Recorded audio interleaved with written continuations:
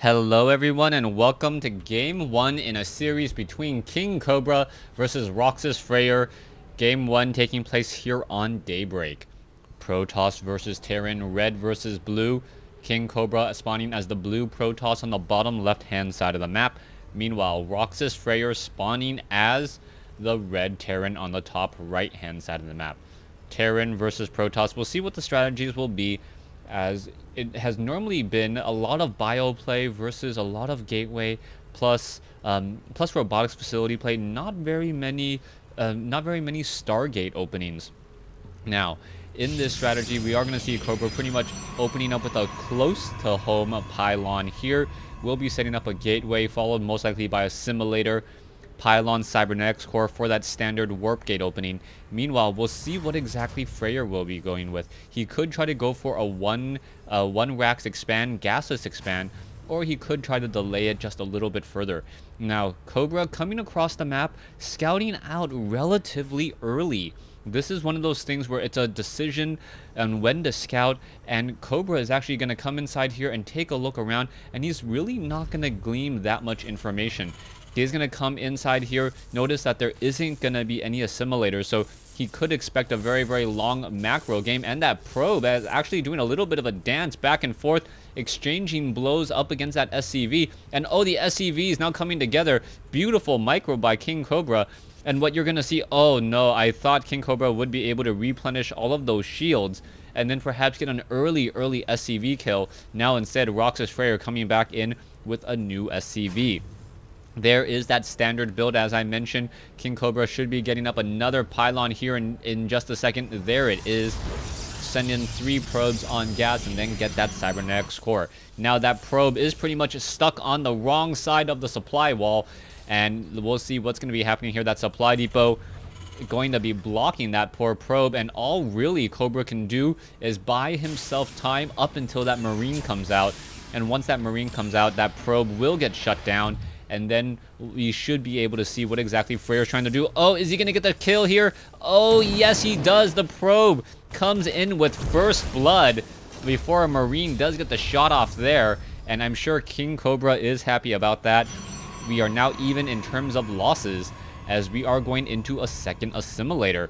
Interesting that we're going into a second assimilator without a base here. So KingCobra may be going into some sort of one base strategy. We are sitting at 19 probes right now. A standard 4-gate strategy is 20 probes, as we are going to see Fraer be very, very aggressive with his expansion. Now, what Fraer needs to do, if he is going to be seeing KingCobra be aggressive, is throw down 2 additional barracks for the additional production, and then perhaps set up a bunker or 2 right here and right there. So far, KingCobra has not tipped his hand. There's another pylon here, that all-important 3rd pylon. What is it going to be building? What is it going to be?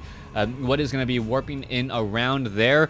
As we are going into some sentries. Early sentries normally does mean a lot of force fields and an early attack. There are 3 marines on the ramp there. Where is this probe going to go? Perhaps warp in a zealot as a stalker now coming in. And no, we're actually going into a robotics facility.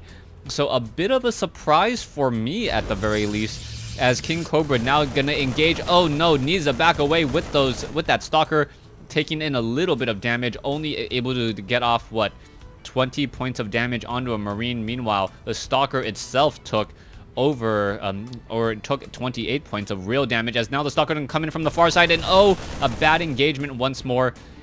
Cobra trying to stick his head into the base here, figure out what's going on, and now Fraer going to be defensive.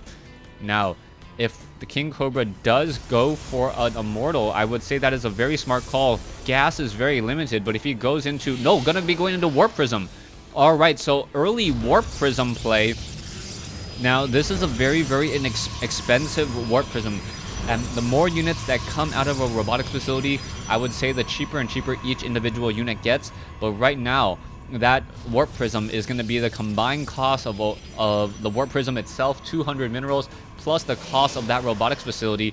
We are going to be going into an observer, but this is all going to be very tactical, but he may not actually have enough damage output to deal any true damage, as Fraer is going into a 5 racks build, now getting 2 additional refineries. A large group of Marines now on the move. Where are these units going to be going? We can see that the Warp Prism now going to be wandering around. We need to get another sentry here. We need to get multiple sentries here to be able to fend off whatever is going to be attacking. And if Cobra can actually attack while the units are away, there is a force field. Beautifully done. But KingCobra does need to warp in an extra unit, and in a hurry. We'll see if he's going to be doing that. No, it looks as though Fraer is going to be testing the waters. KingCobra knows that he needs another sentry here. It looks like another sentry is there just in time. And give me one moment. Alright, let's get back into the action here. And so far, this one observer keeping track of this. Oh, the Marines able to actually shoot it down, and this could be a problem. There are 4 sentries here, and that may be the switch that we need as sentries are now coming in. And there's the force field on the ramp. SCV is trying to come back over. Zealots now warping in. The Marines are engaging. Are the sentries going to jump inside this warp prism? No, they are not. They're getting taken down as a Zealot now getting dropped. SCVs versus Zealots. This is very interesting. Why isn't the Stalker in this engagement? Meanwhile, back over here, force field blocking Fraer. This is a huge engagement. This is something that you normally see against Zerg, very rarely ever against Terran, as now KingCobra should be able to warp in another, yes, drop in another force field here. This is absolutely beautiful play by KingCobra. A 1 base essential all-in attack that is causing problems. We are right now sitting on 2 sentries, and that is it, as SCVs are falling. Let's take a look at the worker kill count, 18-3. The Marines want to get up that ramp, still unable to do so.